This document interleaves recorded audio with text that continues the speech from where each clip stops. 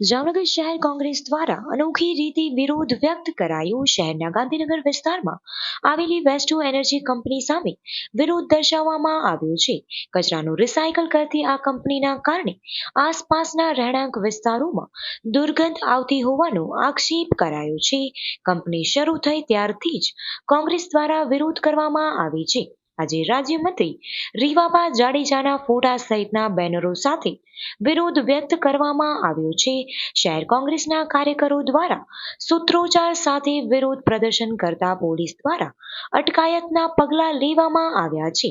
અંદાજે 10 જેટલા કાર્યકર્તાની પોલીસ દ્વારા અટકાયત કરવામાં આવી છે।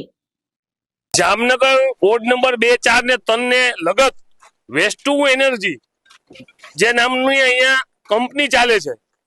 જામનગર શહેરનો નહીં પણ જામનગર થી બહાર થી કચરો મગાવી એનો એ પ્લાન્ટ છે। 2 વર્ષ પહેલા પણ અમારા કોર્પોરેટર થી માંડીને બધા એના વિરોધ આંદોલન કર્યું હતું, ત્યારે આને સ્તંભ કરી દેવામાં આવી હતી।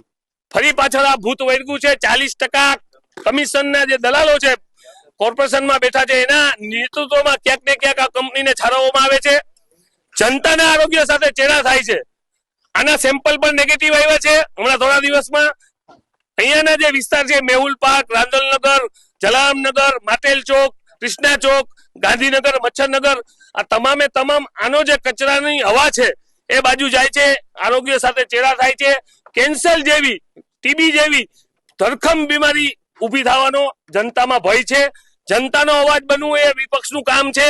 વારંવાર અમે રજૂઆત કમિશનરને પણ કરી છે અને ગાંધીનગર સુધી આની રજૂઆત કરી છે, પણ ક્યાંક ને ક્યાંક પાછલા બાયણે અને ભાજપ છારવે છે।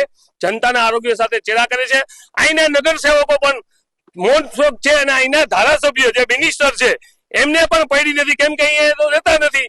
જનતા એમાં આપ્યા છે, અહીંયા રહેતા નથી, ગાંધીનગર પડ્યા રહે છે અને આની વાસ બહુ ખરાબ છે। એકવાર અહીંયા આવીને બેસે તો ખબર પડે કે જનતા કેટલી પીડાય છે। અમારી માંગણી છે કે વહેલી તકે આ વેસ્ટુ એનર્જીને તાળા લાગવા જોઈએ ને જનતાનું આરોગ્ય બચાવવું જોઈએ। અત્યારે શું કર્યું છે? અમે અહીંયા ધરણા અને અહીંયા તમે જોવો છો તેમ કે કેટલાના ઢગલા પડ્યા છે।